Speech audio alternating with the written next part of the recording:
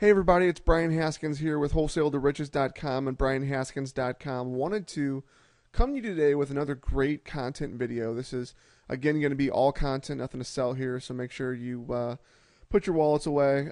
This is going to be a all content video about getting non-refundable deposits, why you want to get them and why you actually need them.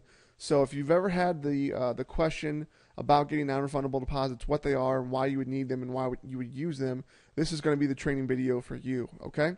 So let's go ahead and jump right in. When do you ask for a non-refundable deposit, all right? Anytime you get a house that you have under contract that you're looking to sell and you're trying to find a buyer for, you're going to want to ask for a non-refundable deposit from your buyer, okay? Now, so like I said, anytime anyone puts a contract on your property that you have under contract or available for sale, you're going to want to make sure that you get a non-refundable deposit.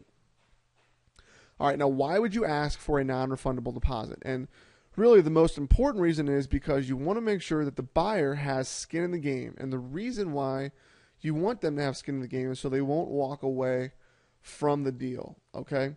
So, for example, someone puts your house under contract and they are trying to buy it from you. They are going to buy the property, rehab it, and resell it.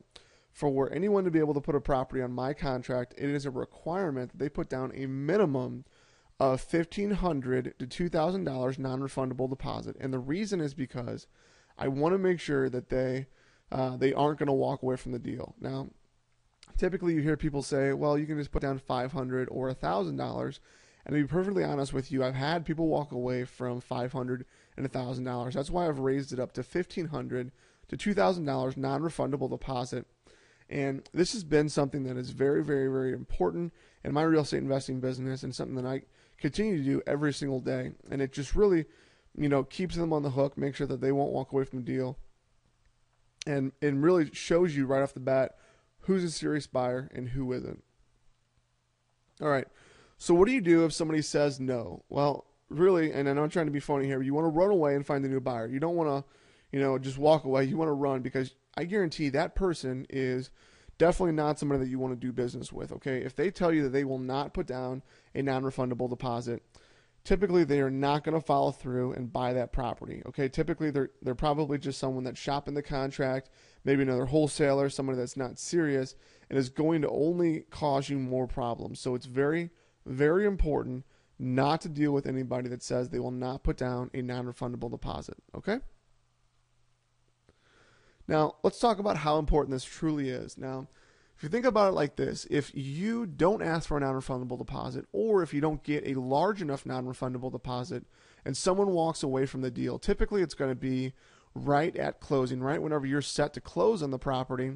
And what that's going to do for you is it's going to delay your closing, probably kill your deal. And the reason it's going to kill your deal is because how are you going to be able to go to the seller that you're dealing with and explain to them that your buyers walked away from the deal? Because in most cases, if you're wholesaling properties, they think that you're the buyer. So it's going to make you look very immature. It's going to make you look like a bad business person. And honestly, what happens whenever someone is dissatisfied? They're going to start to talk to their friends. Now, that's going to spread really quickly, especially in the small real estate investing industry, and you're going to get a bad name really quickly. So it's a huge, huge problem if you have a buyer that walks away from the deal, okay? So it's going to save you a ton of headaches, it's going to save you a ton of time, it's going to save you a ton of money. So it's very, very, very important that, if you find a buyer and the buyer walks away from the deal, that you have another option to be able to close on the property, whether it's your own money or some type of funding lined up so you can close on the deal, because it's going to really hurt your reputation and it's going to really hurt your deal and probably kill that deal. So all the money that you were set to make and all the time you spend on that is probably going to go straight out the window. So it's extremely important to make sure that you're getting a non-refundable deposit. And again, you're going to want to make sure you're getting anywhere from $1,000 to $2,000 or even more depending on the property and whatever you feel comfortable asking for. But I would recommend more than $1,000 in earnest money, okay?